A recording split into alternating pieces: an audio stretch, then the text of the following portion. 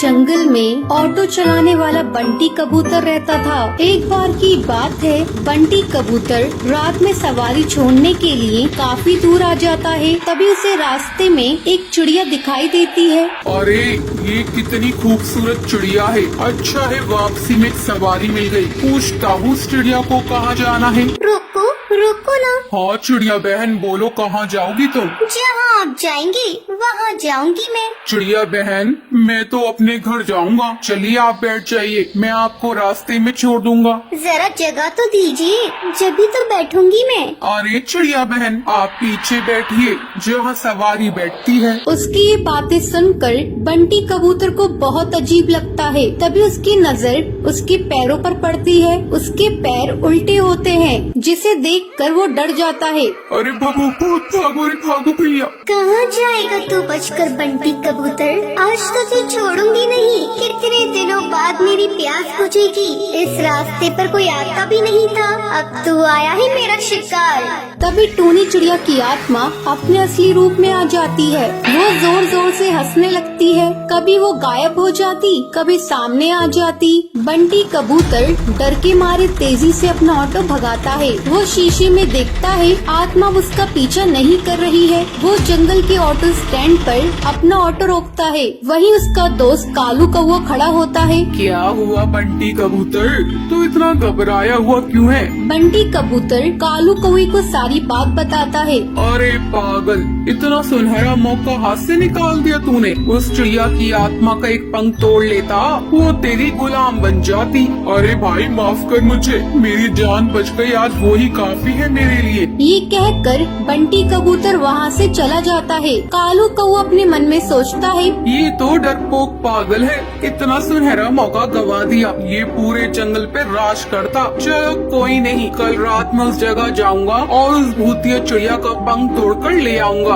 अगले दिन कालू कौवा अपना ऑटो लेकर उसी जंगल के रास्ते पर जाता है। वहाँ पर एक चिड़िया खड़ी होती है। रोको रोको ना, ऑटो रोको, मुझे जाना है। अरे भाई लगता है ये वही चिड़िया की आत्मा है, इसका पंख तोड़ लूंगा। ये कहकर कालू कौवा अपना ऑटो उसके सामने रोकता है और उसके पंख तोड़ने लगता है। अरे बेवकूफ कौवे बदमाश, तेरी हिम्मत कैसे हुई? तूने मेरे पंख तोड़ने की कोशिश की। रुक तुझे भी बताती हूँ। टुनटुनी चिड़िया पास में पड़े डंडे से उसे बहुत मारती है। अरे बहन मुझे माफ कर दो, मुझे लगा तुम एक चिड़िया की आत्मा हो। अरे बदतमीज, तुझे मैं कहाँ से आत्मा नजर आ रही हूँ? चल भाग यहाँ से। टुनटुनी ये कहकर वहाँ से चली जाती है, पर टूनी चिड़िया की आत्मा पेड़ के पीछे खड़े होकर ये सब देख रही होती है। अगले दिन कालू कौवा फिर से अपना ऑटो लेकर वहाँ पर आता है। भाई आज तो पहले उसके पैर देखूंगा, तभी उसके पंख तोड़ूंगा, वरना कल की तरह पिटाई हो जाएगी मेरी। अब फिर से वहाँ पर एक चिड़िया खड़ी होती है। रोको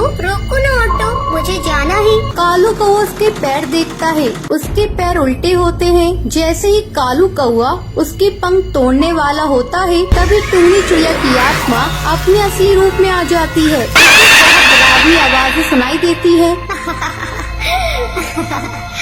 कालू कौवे आ मेरे पंख तोड़ेगा, ये ले तोड़ के दिखा। टूनी चिड़िया की आत्मा कभी उसके सामने आ जाती, कभी उसके पीछे। वो उसे बहुत मारती है। मुझे माफ कर दो चिड़िया की आत्मा, मैं आगे से कभी भी ऐसा नहीं करूँगा। मुझे जाने दो, मत मारो। क्यों छोड़ दूं तुझे? तू जैसे मन चले बदमाश पक्षियों को मारना ही तो मेरा लक्ष्य है। तुम जैसे लालची पक्षियों को जीने का कोई हक नहीं। तभी वहाँ पर बबलू कबूतर ऑटो में अपनी सवारी बिठाकर वहाँ से गुजर रहा होता है। अरे चिड़िया की आत्मा छोड़ दो उसे, मैं तुमसे विनती करता हूँ। नहीं, मैं इसे नहीं छोड़ सकती। तुम जानते हो, एक बार ऐसे ही मैं इस जंगल से ऑटो में जा रही थी। उस ऑटो वाले ने मेरा सामान लूट कर मुझे जान से मार दिया। जब से जो भी मुझे लालची पक्षी दिखाई देता है, मैं उसे जान से मार देती हूँ। तभी सुंदरी कौवी बोलती है, अरे टूनी चिड़िया तुम सही कह रही हो, तुम्हारे साथ गलत हुआ है, लेकिन तुम भी सही नहीं कर रही हो। ना जाने कितने पक्षियों को तुम मार रही हो। वो सब उसे बहुत समझाते हैं। वो कालू कौवे को छोड़ देती है। मुझे माफ कर दो, तुम सब सही कह रही हो। मैंने अपने इंतकाम पूरा करने के लिए ना जाने कितने पक्षियों के परिवार को तोड़ा है, पर अब नहीं, इस दुनिया में तुम जैसे नेक दिल पक्षी भी होते हैं। ये कहकर वो वहाँ से चली जाती है। टुनटुनी का पति बंटी एक कुली था। वो नदी पार से आने वाले पक्षियों के सामान को इधर से उधर करता था। एक दिन जब बंटी काम पर जा रहा था, तब टुनटुनी उससे कहती है, अजी, अपनी सेहत का भी ध्यान रखा करो। सभी किसी न किसी दिन छुट्टी लेते हैं, लेकिन तुम तो रविवार को भी काम करते हो। अरे पगली, अगर काम नहीं करूँगा तो घर कैसे चलेगा? तू तो माँ बनने वाली है, बच्चों का खर्चा बढ़ेगा। अगर काम नहीं करूँगा तो अपने बच्चों को अच्छी जिंदगी कैसे दूंगा? आपसे तो बात करना ही बेकार है। ये लीजिए पोटली, इसमें मैंने रोटी और चावल रख दिए हैं, समय से खा लीजिएगा।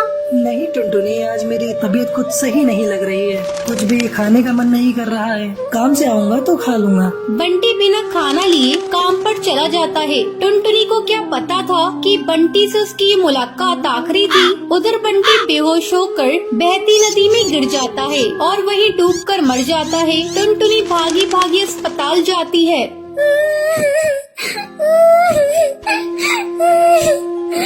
बंटी, ये क्या हो गया?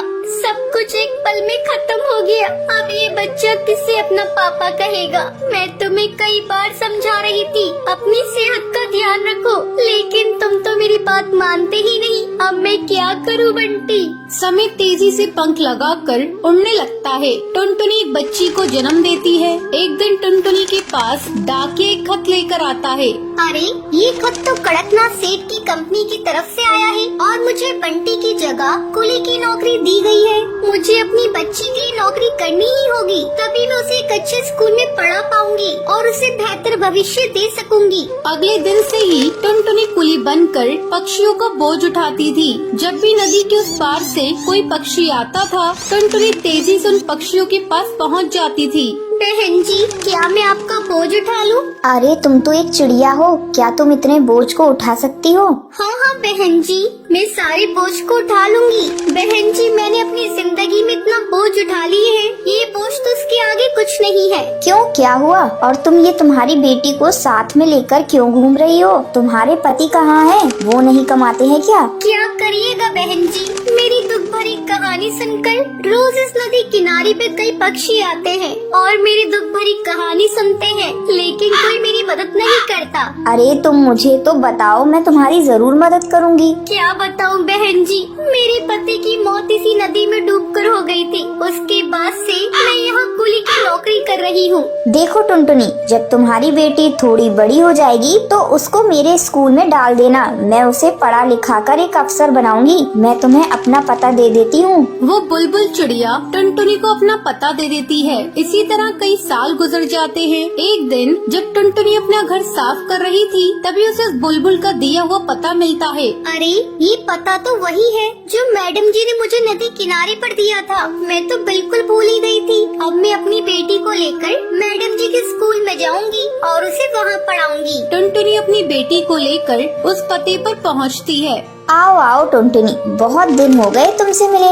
मैडम जी, ये देखिए, मैं अपनी बेटी को अपने साथ लेकर आई हूँ। मैं चाहती हुई पढ़ लिख कर एक अफसर बन जाए, इससे मेरी तरह जीवन में संघर्ष न करना पड़े। हाँ हाँ टुनटुनी, तुम निश्चिंत रहो, मैं तुम्हारी बेटी को अच्छी तालीम दूंगी। तुम्हें एक दिन इस पर गर्व होगा। टुनटुनी अपनी बेटी का एडमिशन उस मैडम जी के स्कूल में कराकर निश्चिंत हो जाती है। उसे इस बात की खुशी थी, उसकी बेटी को उसकी तरह जीवन में संघर्ष नहीं करना पड़ेगा। तो ये थी आज की कहानी। क्या आपको पता है कालू कौवा बंटी कबूतर से चिड़िया की आत्मा का क्या तोड़ने के लिए कहता है? अगर आपको पता है तो आप हमें कमेंट करके जरूर बताएं। अगर आपको ये वीडियो पसंद आई हो तो इसे लाइक और ऐसी कहानियाँ देखने के लिए मेरे चैनल को सब्सक्राइब करना न भूलें।